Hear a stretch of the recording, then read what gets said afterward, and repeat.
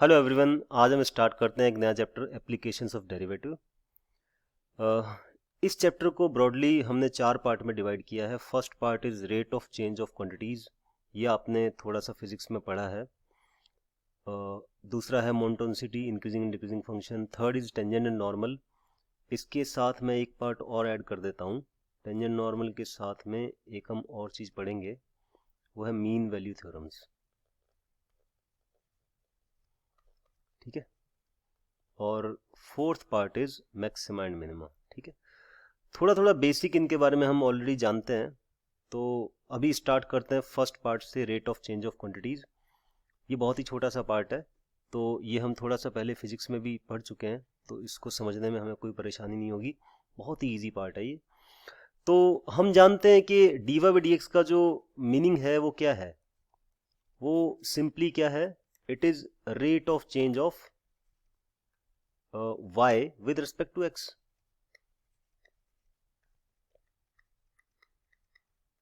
With respect to X है ना, WRT जहां भी लिखूं तो उसका मीनिंग क्या है, विद रिस्पेक्ट टू। ठीक है। D Y by D X का मीनिंग ये है। ठीक है। कोई भी एक क्वांटिटी की दूसरी क्वांटिटी के रेस्पेक्ट में रेट ऑफ चेंज निकालनी, तो उस क्वांटिटी के उसके रेस्पेक्ट में हम उसको डिफ्रेंशिएट कर देंगे। ठीक है। हमने डिफ्रेंशिएशन में कुछ बातें सीखी है, वो यहाँ पे अप्लाई करनी पड़ेगी। ठीक है। क्या होता है कि मान लो कि दो वेरिएबल्स हैं ना, क्या जैसे मान लो है ना, अगर ये कहा जाए कि y जो है एक ना फंक्शन ऑफ सपोज t है, हमें मान लो निकालना है से D Y by D T है ना, तो हम जानते हैं कि इसको तो एफ डैश टी लिखेंगे ना। अब मान लो x भी एक t का फंक्शन सपोज हो सकता है ना। अगर x t का फंक्शन सपोज है ना, x मान लो ऐसे लिखा हुआ है g ऑफ t ना, और y f ऑफ t लिखा है।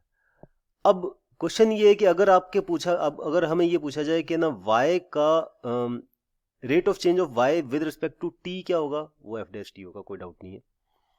Rate of change of x with respect to t क्या होगा, वो g डैश टी होगा, ये भी हम जानते हैं। ठीक है। तो अगर हमें पूछा जाए rate of change of y with respect to x, what it will be, it will be represented as dy by D X, जो पहले हमने पढ़ा। अब इसको क्या लिखेंगे, इसको ऐसा लिखा जा सकता है dy by D T upon dx by D T. ठीक है।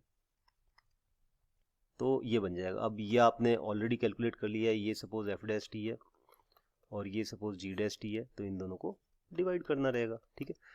फिर हमें ये पूछा जाएगा कि ना D Y by D X जो है वो टी इक्वल टू 2 सेकेंड पे कितना है, 5 पे कितना है, ऐसा कुछ दिया जा सकता है। तो ये हमें क्लियर रखना है कि अगर y भी t का फंक्शन है, x भी t का फंक्शन है, तो D Y by D X का मीनिंग जो है वो D Y by D T upon D x by D T है। दोनों को t के रेस्पेक्ट में डिफरेंशिएट करके फिर डिवाइड कर दिया जाए। एक चीज़ तो ये जो यहाँ पे यूजुअली काम आनी है।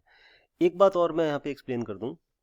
अगर मान लो कोई आपके पास में कोई भी फंक्शन है, मान लो कोई टर्म है y, वो सपोज कोई x की टर्म में लिखा है ना, सपोज एक्स क्यूब सपोज है वो ना। अगर हमें dx by D T given है और dy बाई डी टी निकालना है, तो dx by D T given है, dy by D T calculate करना है, तो हमें t के रिस्पेक्ट में इसको दोनों साइड डिफरेंशिएट करना है। डिफरेंशिएट किया तो dy बाई डी टी कितना बन जाएगा, 3x square into d x by D T है ना।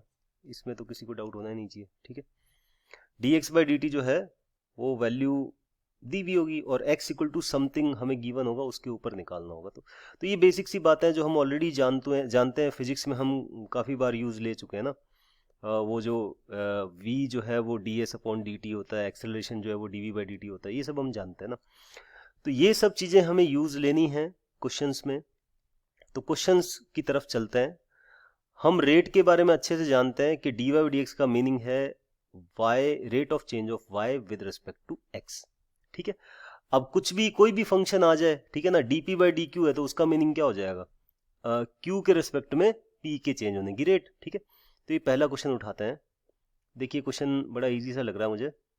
क्या क्वेश्चन है, पढ़ते हैं। देखो क्वेश्चन लिखा है कि radius of circle intersecting increasing uniformly eight the rate of 3 centimetre per second ना, आपको दिया हुआ है कि रेडियस जो है सर्कल की वो 3 सेंटीमीटर पर सेकेंड की रेट से इंक्रीज हो रही है। तो अब टाइम की बात आ गई ना, तो इसका मतलब हमें rate of change of radius given है विद रिस्पेक्ट टू टाइम, है ना, ये क्लियर है। तो इस क्वेश्चन के अंदर हमें विजिबल है कि हम ऐसा कर सकते हैं, हमें जो गिवन है मैं यहाँ लिख रहा हूँ, देखो हम ऐसा लिख सकते हैं कि rate of change of radius with respect to time, ये गिवन है कितना है, ये गिवन है 3 सेंटीमीटर पर सेकेंड, ठीक है, ये हमने लिख दिया। After this find the rate at which the area of circle is increasing when radius is 10 centimetre, मतलब आर जब 10 सेंटीमीटर है तब उस टाइम पे एरिया के इंक्रीज होने की रेट क्या होगी, है ना। तो हम पहले तो एक रिलेशन लिखेंगे एरिया और रेडियस में, वो हम जानते हैं। एरिया और रेडियस में आप सब जानते हैं कि जो रिलेशन है वो ये है, आप लिख सकते हैं एरिया को पाई आर स्क्वायर, ठीक है। अब अगर हमें चाहिए d A by D t when r is 10 centimetre, ठीक है, जब रेडियस की वैल्यू 10 सेंटीमीटर है तब D A by D t की वैल्यू क्या होगी, और D r by D T वो कांस्टेंट है, वो 3 सेंटीमीटर पर सेकेंड है, ठीक है। तो अब देखो d r by D t constant है, आर कॉन्स्टेंट नहीं है, ठीक है। तो जो rate of change of radius with respect to time constant है वो 3 सेंटीमीटर पर सेकेंड है। तो हमें इस रिलेशन को डिफरेंशिएट करना है with respect to t, so we will get d A by D t is equal to 2 pi r d r by D T, है ना। चेन रूल लगा रहे हैं भाई, ठीक है ना। ये सिंपल सी बात हमें समझनी पड़ेगी भाई, हम पहले मैथ्स पहले डिफरेंशिएशन में कर चुके हैं। जैसे मान लो अगर आपको एफ एक्स दिया हुआ है ना, ये वाई, तो अगर हमें d Y by D t लिखना है तो हमें लिखना पड़ेगा f dash x into d x by D t. एक तरह का चेन रूल ही है ना ये प्रीवियसली हम डिस्कस कर चुके हैं। ये एक तरह का चेन रूल है, वाई अगर एफ एक्स है, D Y by D t अगर कैलकुलेट करना है तो ये, ठीक है। तो यहाँ पे वही किया मैंने, आर स्क्वायर को with respect to t differentiate करना है, तो 2 pi r d r by D T, है ना। अब देखो हमें d r by D t की वैल्यू गिवन है, और जब आर इक्वल टू हमें कहा है कि 10 सेंटीमीटर है, उस टाइम पे D A by D T कितना आएगा, आर इतना हो गया, D r by D T already given है, ये मेंशन है क्वेश्चन के अंदर, ठीक है।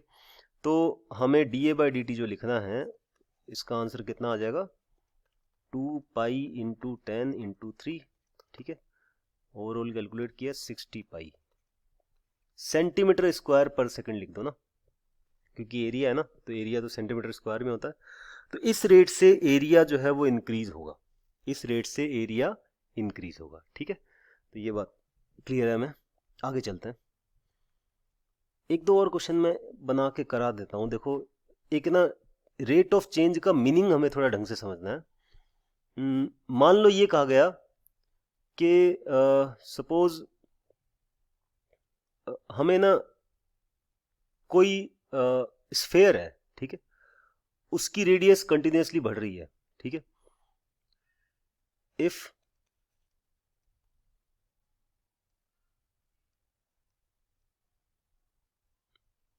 radius of a sphere is increasing at the rate 1.5 centimeter per second, find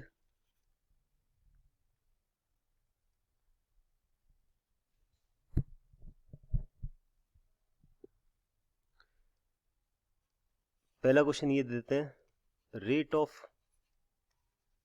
change of volume, ठीक है, ये तो हम कर लेंगे, ठीक है। दूसरा अगर ये क्या दिया जाए कि हमें निकालना है rate of change of volume, यहाँ पे एक कंडीशन देनी पड़ेगी, when radius is suppose 2 centimetre, radius जब 2 सेंटीमीटर है उस टाइम पे ना। दूसरा क्वेश्चन मैं ये दे रहा हूँ, rate of change of volume with respect to देखो खाली रेट ऑफ चेंज लिखा है तो इसका मतलब चेंजिंग विद टाइम ना। अब यहां पे लिख रहा हूं rate of change of volume with respect to surface area when its radius is 1 centimetre. ठीक है, ऐसे क्वेश्चन बन सकते हैं। तो क्वेश्चन को ध्यान से पढ़ो पहले, अभी नया नया बना है। Radius of a sphere increase हो रहा है at the rate 1.5 centimetre per second. हमें निकालना है rate of change of volume when radius is 2 centimetre. पहला क्वेश्चन तो ये बड़ा इजी है। दूसरे क्वेश्चन में rate of change of volume निकालना है but with respect to surface area. Obviously यहां पे rate of change of volume वो विद रिस्पेक्ट टू टाइम ही है ना, ये ऑब्वियस है। अगर खाली रेट ऑफ चेंज कहा जाए तो मतलब rate of change with respect to time हो जाएगा ना, क्योंकि रेट ऑफ रेडियस अगर इंक्रीज हो रही है तो ऑब्वियसली जो वॉल्यूम इंक्रीज होगा उसके इंक्रीज होने की रेट बतानी है ना। तो rate of change of volume कह दें, rate of increase in volume कह दें, ठीक है। ऐसा रेट ऑफ चेंज खाली इतना भी लिखा जा सकता है, rate of change with respect to time ये भी लिखा जा सकता है। दूसरा क्वेश्चन जो उसमें मैंने कहा है rate of change volume with respect to surface area है ना, तो पहले क्वेश्चन को पहले अटेम्प्ट कर लेते हैं। फर्स्ट क्वेश्चन में हमें क्या करना है, हम वॉल्यूम का फॉर्मूला जानते हैं, this is 4/3 pi r cube, है ना। अब देखो अगर with respect to time differentiate किया जाए तो चेन रूल के अकॉर्डिंग ये बनेगा 4/3 और इसका डेरिवेटिव 3 पाई आर स्क्वायर ना, ये 3r स्क्वायर बनेगा आर क्यूब का डेरिवेटिव इनटू dr/dt। तो फर्स्ट क्वेश्चन तो हो गया। हमें क्वेश्चन के अंदर dr/dt गिवन है, dr/dt ये है 1.5 सेंटीमीटर पर सेकंड और रेडियस की वैल्यू उस टाइम पे 2 दी है, तो r की वैल्यू 2 लिखो और dr/dt की वैल्यू लिख दो 1.5, है ना। ये वैल्यू यहां पे रखो, आंसर आ गया। दूसरे क्वेश्चन की जब बात करते हैं, rate of change of volume with respect to area, surface area का है ना, तो हमें पूछा गया dv/dA, है ना। तो dv/dA निकालने के लिए हम ऐसा करते हैं, dv/dt भी निकाल लेते हैं और dA/dt भी निकाल लेते हैं। कब निकालना है, जब r की वैल्यू 1 सेंटीमीटर है, ये भी गिवन है ना। ये दोनों कैलकुलेट करो, ये दोनों इंडिविजुअली कैलकुलेट करो at r equal to 1 centimetre और उन दोनों को डिवाइड कर दो ना। तो ये बड़ा इजी है। देखो dv/dt मैंने बना लिया है ना, वहां पे फॉर्मूला बना लिया है, तो dv/dt तो यहां से लिख लेते हैं। dv/dt का फॉर्मूला बना है 4 पाई आर स्क्वायर dr/dt, है ना। अब हमें क्वेश्चन में dr/dt ऑलरेडी दे रखा है और r उसने कहा है 1 सेंटीमीटर पे, तो r को 1 डालें और dr/dt जो गिवन है वो डालें, तो ये वाली वैल्यू आ जाएगी ना। मतलब r को हमें क्या करना है, यहाँ पे r को 1 लिखना है और dr/dt को 1.5 लिखना है। तो फाइनली ये आ गया 1.5 इंटू 4 दैट इज 6 पाई ना। 6 पाई जो है वो dv/dt है ना, सेंटीमीटर क्यूब पर सेकंड होगा obvious. r equal to 1 centimetre पे पूछा है ना, तो ये dv/dt आ गया। सिमिलरली dA/dt निकालने के लिए हम एरिया का फॉर्मूला जानते हैं, this is 4 pi r square. Surface area की बात कर रहे हैं यहाँ पे स्क्वायर की, तो dA/dt क्या बनेगा, obviously 8 pi are into dr/dt, है ना, इसमें कोई डाउट नहीं है।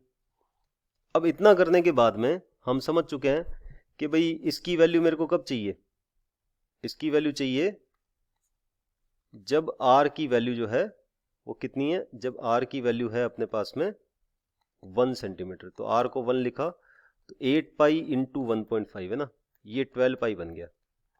ठीक है, ये ऑब्वियसली सेंटीमीटर स्क्वायर पर सेकंड होगा। ठीक है, तो फाइनली हमें इन दोनों को डिवाइड करना है ना। r इक्वल टू 1 यहाँ भी लिखना था, r इक्वल टू 1 हमने यहाँ भी लिखा, तो r इक्वल टू 1 पे ये कैलकुलेट करना रहेगा और वो आपने कैलकुलेट कर लिया है। तो इन दोनों को यहाँ जब उठा के रखेंगे तो आपका फाइनल आंसर क्या बनेगा, 6 पाई ऊपर वाला नंबर, नीचे वाला नंबर 12 पाई, तो आंसर आया 1/2 या 0.5। इसका मेजरमेंट हम क्या दें, ठीक है, बस ऐसा ही लिख दो, सेंटीमीटर क्यूब पर सेंटीमीटर स्क्वायर लिख दो ना, ऐसे कह दो, क्योंकि ऊपर वॉल्यूम है नीचे एरिया है, तो इसका मेजरमेंट जो है इस तरीके से किया जा सकता है ना। तो rate of change of volume with respect to area जो है वो dv/dA वो ऐसा बन जाएगा। ठीक है, तो हमें d we by d A लिखना है, तो d we by D T upon d A by D t, ये वाली बात याद रखनी है, ठीक है।